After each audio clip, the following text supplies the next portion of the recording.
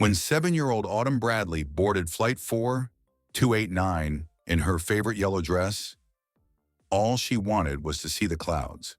But what began as a simple trip from Atlanta to New York turned into something far greater, a confrontation with quiet prejudice and a revelation that would shake everyone on board. Autumn Bradley held tightly to her stuffed rabbit, Maple, as she stepped onto the plane. She wore a sunshine yellow dress with white lace trim, her birthday gift from Grandma Nora, and white sneakers that squeaked every few steps. The 7-year-old looked around, wide-eyed, curious but confident, completely unaware that in the next 3 hours, her family name would send subtle tremors through the aircraft and awaken memories long buried. Her mother, Denise Bradley, followed closely behind, guiding her daughter through the narrow aisle. Denise was dressed in her usual professional elegance, a navy blue blazer, tailored slacks, and a silk scarf tied neatly at her neck. After 17 years working in corporate marketing, she had learned to walk into any room, or in this case, any plane, with presence. But experience had also sharpened her instincts, and those instincts tingled now. As they made their way to row 14, Denise could feel the stares, not overt hostility, but a polite kind of tension, the sort that wrapped itself in social niceties but tightened its grip just the same. She knew the look. She had felt it in boardrooms and brunch lines, and now she was feeling it here at 35,000 feet before they'd even taken off. "Row 14, seats A and B," Denise said, showing Autumn their tickets. "Just like you asked for, sweetheart. Window in middle." Autumn's eyes lit up. "Can I have the window seat, Mommy? I want to see the clouds turn into animals." Denise smiled, brushing a braid from her daughter's face. "Of course, baby.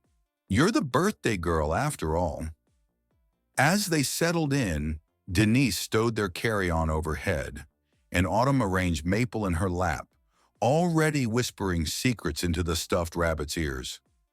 Denise pulled out her tablet to glance at a few emails before takeoff. The upcoming meeting in Manhattan would be her first major client pitch since her promotion to senior director. But for Autumn, this trip held different meaning. She was finally going to meet her great-grandfather, Leonard Bradley, a man she'd only heard about in bedtime stories and faded photos. Then came the interruption. "Excuse me," a chipper voice cut through Denise's focus. A blonde flight attendant with a perfectly painted smile leaned slightly into their row. Her name tag read, Amanda. "I'm sorry to bother you, ma'am," she said, "but we're hoping to make a quick seat adjustment. There's a family that needs to sit together, and we were wondering if you and your daughter would mind moving to row 29? Denise blinked. "Is there something wrong with our seats?" "No, not exactly," Amanda said. "It's just, we have a couple with a young son, and they've been separated. We thought maybe, as a courtesy, you might be willing to accommodate." Denise turned slightly and glanced down the aisle. Row 29 sat directly in front of the rear lavatories. A couple with twin toddlers already filled the seats behind it, the sounds of kicking and crying already in the air. It was a significant downgrade, not just in comfort, but in dignity. And worse yet, it would separate her and Autumn. "I chose these seats for a reason," Denise said evenly. "My daughter and I need to sit together." Amanda's smile faltered, then reset. "Of course, we understand. But the other family is already in first class. Their son has a medical condition that requires quick access to the lavatory. Row 14 would be much better for them." Denise's brow furrowed. "If they're already in first class, why not move them to the front row of first? It's closer to the lavatory." Amanda's tone shifted, still polite, but with an edge. "Those seats are currently occupied by our top-tier loyalty members. We're simply asking for your cooperation." Denise felt the insult nestling beneath the surface. "You are not top-tier. You are movable." Just then, a tall man in his 40s stepped into the row behind Amanda. His salt and pepper hair was perfectly combed, and his tailored suit barely creased as he extended his hand. "I'm Dr. Marcus Whitley. My son's condition requires, well, accommodation. We'd consider it a personal favor." Denise nodded slowly. "I'm sorry to hear that, Doctor Whitley, but surely there are solo passengers who can be moved without separating a child from her parent?" "We've asked several already," Amanda cut in, though Denise hadn't seen a single conversation like that. Then a small voice broke the rising tension. "Mommy," Autumn whispered, loud enough for the surrounding rows to hear. "Is this like that time at the restaurant when they put us by the kitchen?" The man's expression shifted, flickering discomfort creeping across his polished exterior. His wife, standing just behind him, murmured, "Marcus, maybe we should find another way."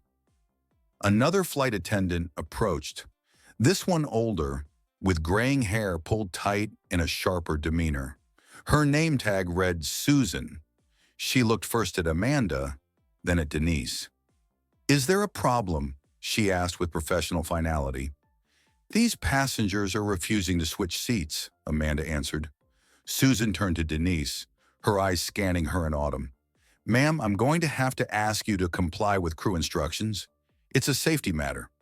"With respect," Denise said, her voice now firmer. "This isn't about safety, it's about convenience. And frankly, the way it's being handled feels familiar." Susan narrowed her eyes. "Your name?" "Denise Bradley, and this is my daughter, Autumn." At that, something shifted in Susan's expression. Her posture straightened, her lips parted slightly. "Bradley?" she repeated. "Any relation to Captain Leonard Bradley, the Tuskegee Airman?" Denise blinked. "He's my grandfather. Why?" The next second, the tension broke like a window catching wind. Susan turned to Amanda, her tone now decisively clear. "These passengers will keep their seats. Dr. Whitley will find other arrangements for your family." "But," Whitley began. Susan cut him off with a look honed over decades in the sky. "Captain Bradley saved my uncle's life in Europe, and on this flight, his family doesn't move for anyone." As the Whitleys were led away, Autumn leaned toward her mother and whispered, "Why'd they change their mind, Mommy?" Denise brushed a hand across her daughter's cheek.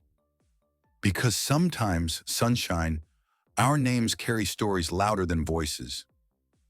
As the Whitley family walked away, the tension in row 14 began to ease, but the lingering stares and whispered conversations continued to buzz quietly around the cabin. Denise gently tightened her grip on her daughter's hand, trying to steady her own breathing beneath the surface of calm she wore. Autumn still held her stuffed bunny, Maple, close to her chest, her big brown eyes following the flight attendant Susan as she walked back toward the front of the plane.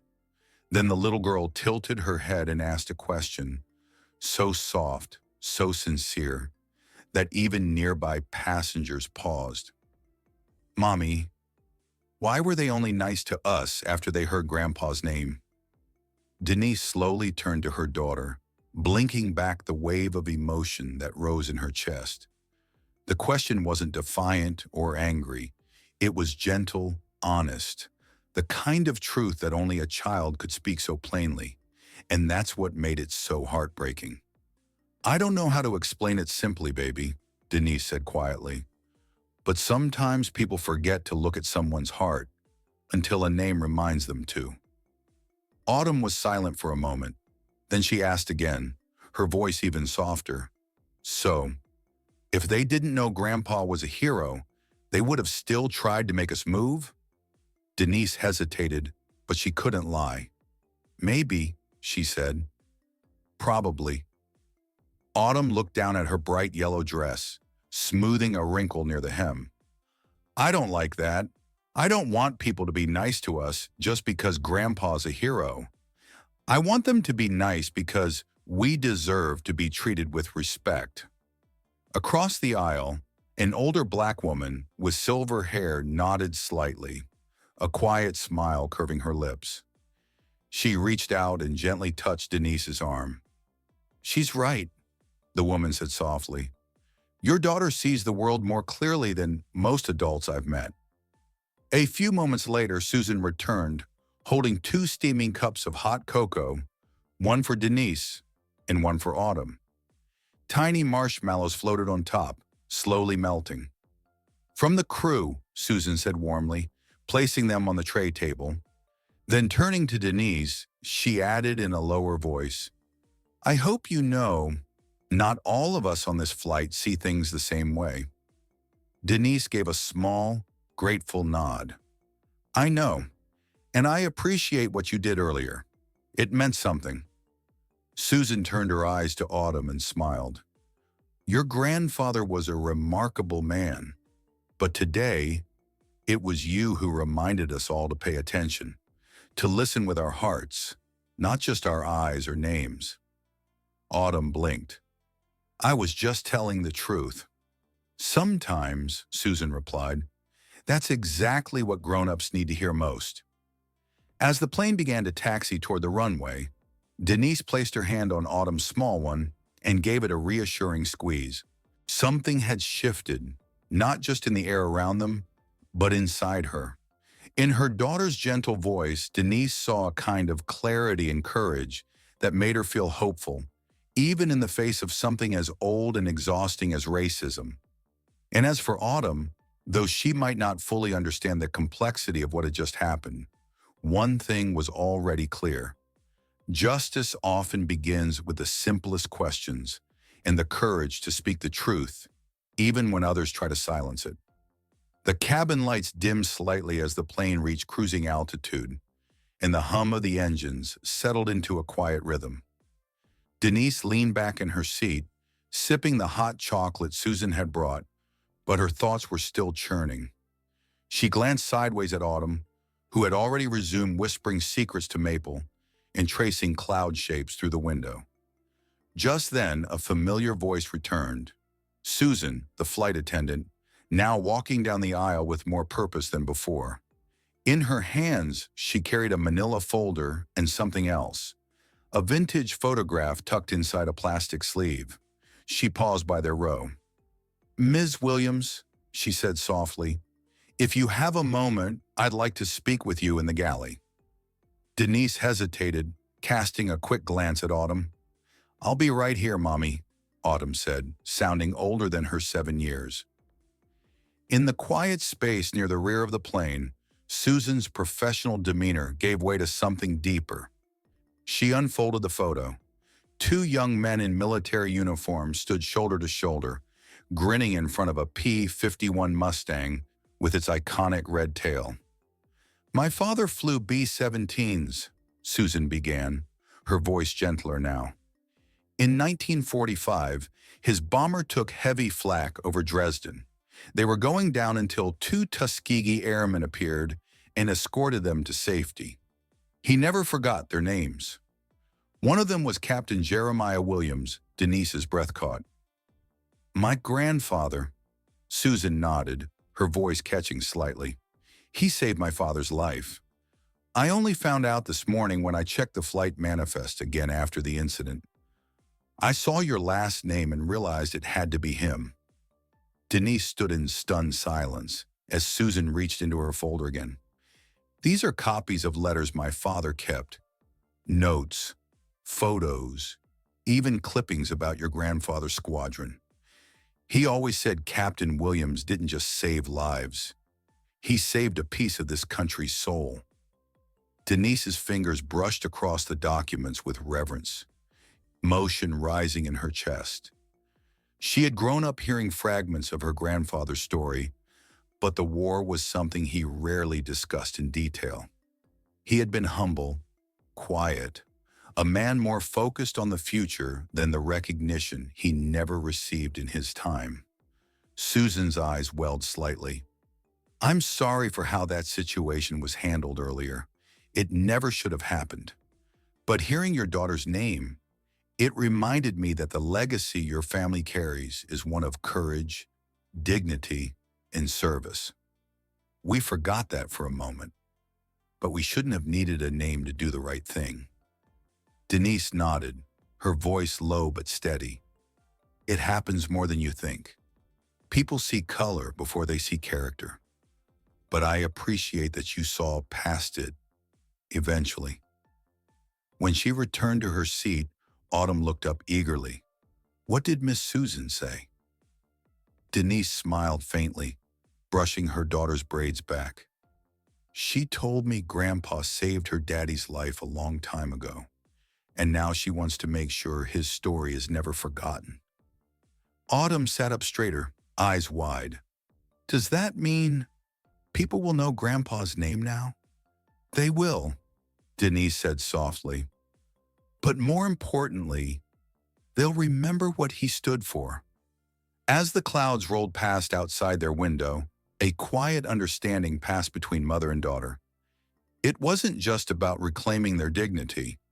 It was about honoring a legacy, a name that had once been dismissed, but now carried the weight of history, of lives protected, and of justice long overdue. And for the first time that day, Denise allowed herself to exhale fully, not with relief, but with pride. As the flight continued through the smooth patch of air high above the East Coast, the mood in the cabin shifted in quiet, unmistakable ways. Denise noticed it first in the glances, no longer blank or dismissive, but now filled with a new kind of awareness, even respect. The subtle tilt of a head, the change in tone when the crew passed by. Something unspoken had taken root, all because of a name they hadn't expected to carry so much weight. Patricia, the older flight attendant with the steel gray bun, reappeared near their row. Her demeanor had softened entirely, the authoritarian posture now replaced with something much more human. She bent slightly toward Denise, her voice barely above a whisper. I flew my first route in 1987, she said. In all those years, I've only ever read about the Tuskegee Airman in books and old reports. I never imagined I'd have the honor of serving a member of that family. Your grandfather, he's a name we studied in flight safety training, ma'am. He made us all safer. Denise blinked, stunned. You studied him? Patricia nodded. There's a section in our Diversity and Military Heritage module, Captain Jeremiah Williams. His name is on the list of escort pilots who logged the highest number of safe returns without casualty during World War II. That Red Tail Squadron? Legendary. And your daughter, she's part of that legacy. Autumn, listening intently while sipping her cocoa, looked up with awe. Mommy, Grandpa was really that important? Denise smiled gently. He never wanted us to think of him that way. But yes, sunshine. He was. Word traveled quickly through the aircraft. Within minutes, a couple from row 6, both military veterans, made their way back to offer their gratitude. The man, a retired Army colonel, extended his hand with reverence. My father flew B-24s, he said. He used to talk about the red tails like they were angels. If your grandfather was one of them, then your family has my deepest respect. Even the captain of the flight, a tall man with silvered temples and a baritone voice, made a brief appearance in the cabin. Ms. Williams, he said warmly, I heard your grandfather's name. My own grandfather flew with the 15th Air Force in Europe. He always spoke of how the Red Tails never lost a single bomber they were assigned to protect. I hope you don't mind. I just wanted to say thank you and to let you know it's truly an honor to have you and your daughter aboard. Denise felt her throat tighten, not with discomfort, but with emotion. These acknowledgments weren't performative or empty. They were genuine, but they also stirred a strange mix of pride and sorrow. Because none of this reverence, would have happened if they hadn't said his name. Autumn, ever perceptive, voiced it plainly. So, we had to tell them who Grandpa was for them to treat us like people? Denise leaned down, holding her daughter's gaze. Sometimes people forget who they're looking at until you remind them. But baby, always remember, you deserve kindness and respect whether they know your name or not. Autumn nodded solemnly, then offered her mother a small smile. Okay, but I think I want everyone to know his name now. And in that moment, between the soft hum of the engines and the muted rustling of seatbelts, shame gave way to reverence. The kind of reverence that should have come first, not after. But it came nonetheless. And Denise vowed that from this day forward, her grandfather's story would no longer be just family history. It would be public legacy. The drive from LaGuardia to Harlem took just under 40 minutes. But for Denise, it felt like a journey through time. Autumn was glued to the car window, excitedly pointing out yellow taxis, bridges, and towering skyscrapers. "Mommy, look! That building touches the clouds!" she exclaimed. Denise smiled, but her thoughts were elsewhere, on the man they were about to see, and the years that had silently passed between them. The brownstone on West 138th Street stood exactly as she remembered, stoic, 3 stories high, with wrought iron railings and the same black and gold mailbox that had been there since she was a teenager. She hadn't visited since Autumn was born. Life, work, and the unspoken weight of family history had created distance until now. Before they reached the door, it opened, not by her grandfather's caretaker as she expected, but by a woman about her age with honey-brown skin and thick locks pulled into a high bun. "Denise," the woman said, her accent laced with soft Caribbean rhythm. "It's been a long time." Denise blinked in disbelief. "Alicia," Alicia nodded. "Cousin Alicia, in the flesh." They embraced awkwardly, years of silence pressing against their backs like ghosts. Behind her, a voice, warm but raspy, called from inside. "Don't just stand there talking. Bring them in." Denise's chest tightened at the sound. Autumn clutched her hand tighter, unsure of what came next. But Denise squeezed back gently and stepped forward. Inside, the brownstone smelled exactly as it used to. Wood polish, old books, and peppermint tea. The walls were still lined with photographs, faded portraits of black soldiers, family graduations, wedding pictures in gold frames. At the end of the hallway, in his favorite leather armchair beneath the window, sat Jeremiah Williams. Oxygen tubes curved gently around his face, but his posture was proud and his gaze sharp. "Well, would you look at that?" he said, eyes misty as he looked at Autumn. "Is that the little sunshine I've heard so much about?" Autumn stepped forward, slightly shy. "Hello, great-grandpa," she said softly. Jeremiah smiled so wide it softened every crease on his face. "That's a beautiful yellow dress. Your grandma used to say yellow was the color of joy. Looks like she passed that right down to you." Denise moved toward him, her steps tentative. She hadn't hugged him in years, but now, all at once, it felt like coming home. "I'm sorry I stayed away so long," she whispered as she wrapped her arms around him. "Time's funny like that," he said, patting her back. "But you're here now. That's what matters." They spent the next few hours catching up, though the rhythm was slow. Jeremiah asked about Autumn's school, Denise's work, and even the flight, though he raised an eyebrow when Denise told him everything that had happened. "They tried to move y'all?" he asked, a slow anger creeping in. "They didn't know who we were," Denise replied. "No," he corrected. "They didn't care who you were." "That's the difference." He grew quiet then, looking out the window for a long while. Finally he said, "There's a box in that drawer by my chair. Been meaning to show it to someone." Denise pulled it out. Inside were photographs, medals, letters, things he'd never shared, even when she was young. He picked up a worn envelope, traced it with his finger. "Most folks think we came home from Europe to parades and glory," he said. "We came back to colored-only signs and doors slammed in our faces. I stopped talking about it because no one wanted to listen." He looked at Autumn. but maybe it's time the stories were told. Autumn nodded solemnly. I want to hear them, great-grandpa. Jeremiah smiled again, this time not just with his mouth, but with something deeper. Then I'll tell you, little one. I'll tell you everything. Later that evening, Denise stood by the window of her childhood bedroom, now repurposed as a guest room. Outside, the streets of Harlem buzzed with life. Food trucks on the corner, jazz spilling from an open bar window, and college students laughing as they passed the stoop where her grandfather once sat every evening with a newspaper and a glass of iced tea. But it wasn't just the energy that felt different. It was the skyline beyond.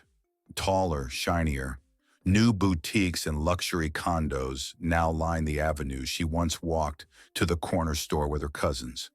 Harlem was changing, and fast. Downstairs, laughter echoed from the kitchen. Autumn and Alicia were baking sweet potato muffins, following Jeremiah's old recipe by heart. Denise could hear her daughter's giggles between instructions and Alicia's easy patience.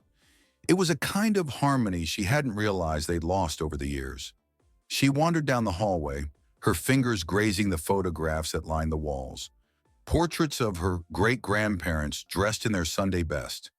A grainy photo of Jeremiah in uniform, standing beside a P-51 Mustang with its signature red tail, and snapshots of birthdays, graduations, weddings. Each frame whispered a story, a sacrifice, a victory.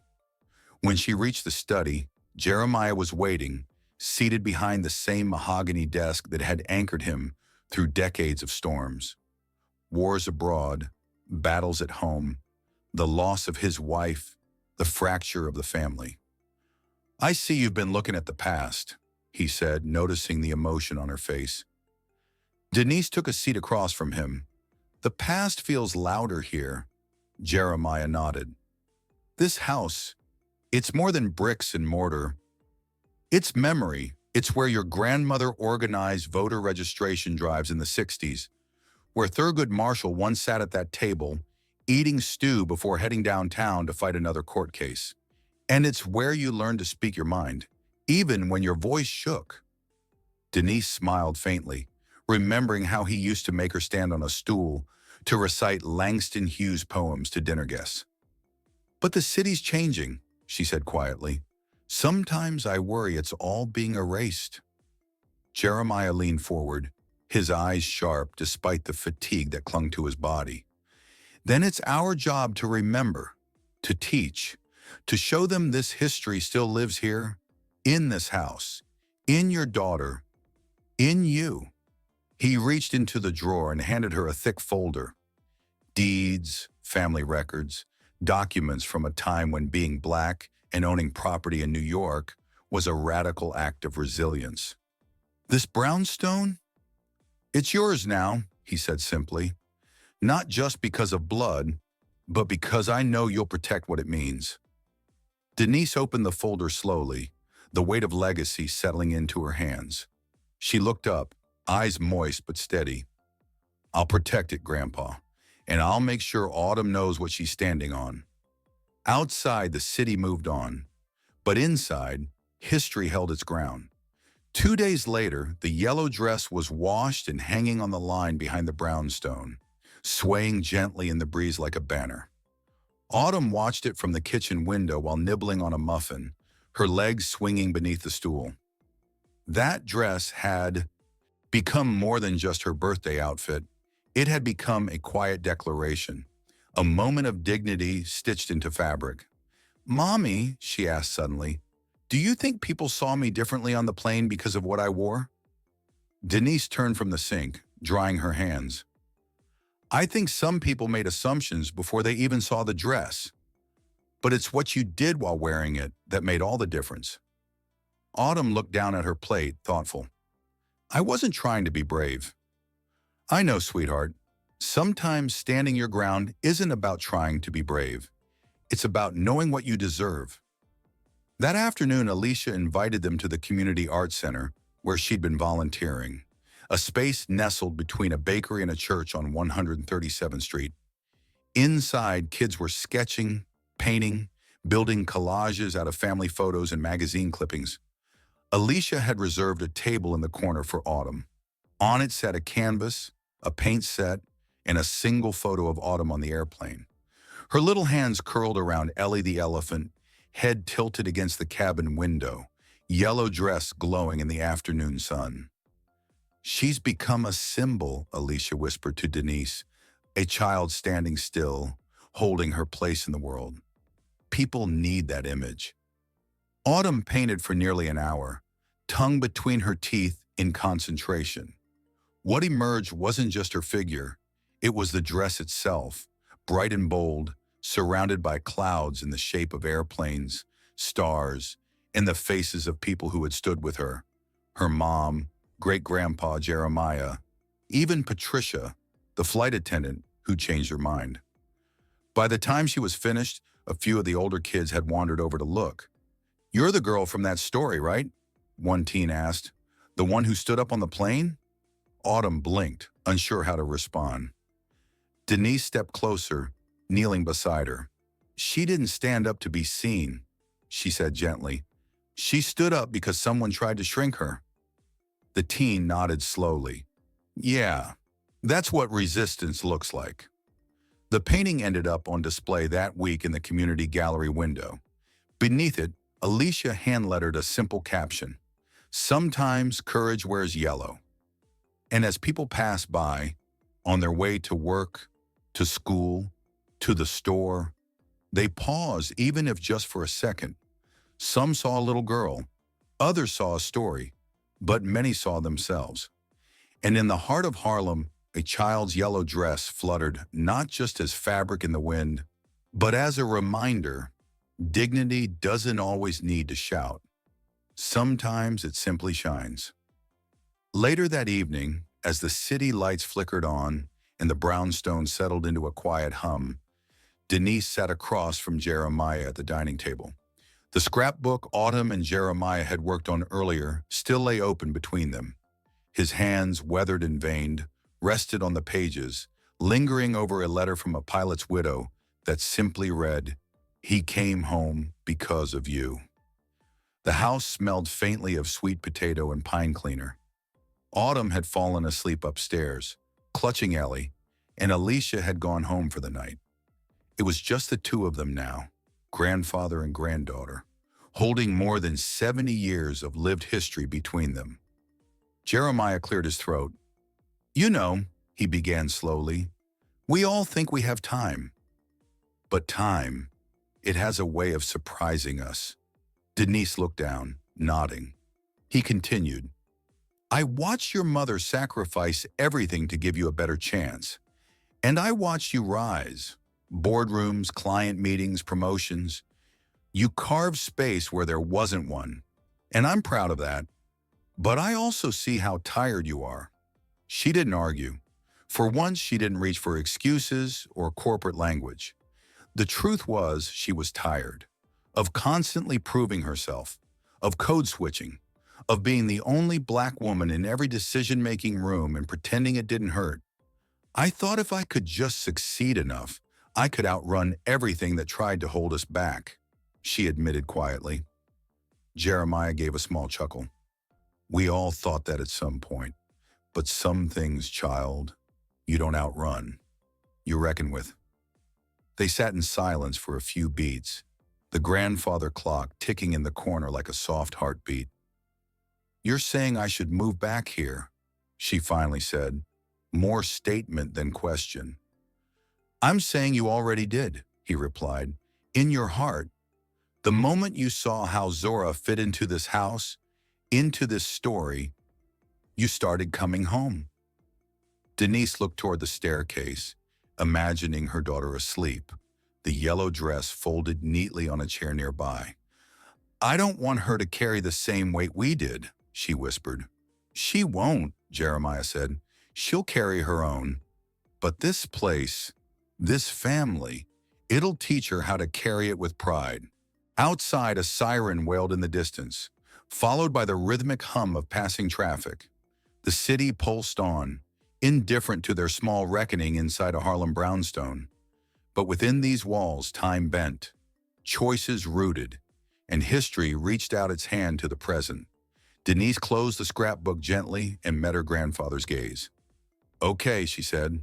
"We'll stay, at least for now." Jeremiah smiled slow and wide, the kind that comes only after a long wait.